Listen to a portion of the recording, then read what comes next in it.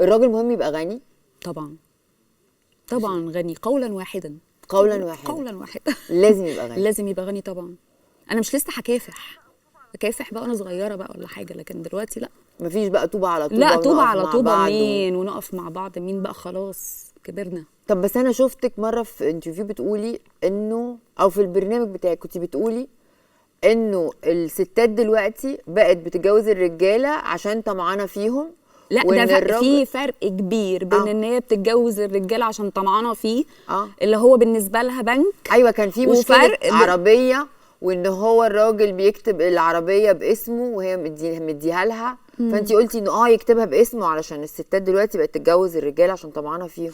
طبعا، لان انا شفت حالات فعلا، شفت حالات الستات بتبقى داخله على الراجل اكتب لي انا بقول غني، انا عايزاه غني، ما قلتش ان انا داخله ابني مستقبلي. يعني هو مش بالنسبه لي شغلانه انا هتجوزه شويه علشان خاطر يكتب لي العربيه والبيت، وهو عايز يعمل ده من نفسه اوكي، لكن اخليه يكتب لي العربيه لا، دي حاجه تانية. في ستات بتبقى داخله كده، ده التارجت، بيت، عربيه، سلام عليكم.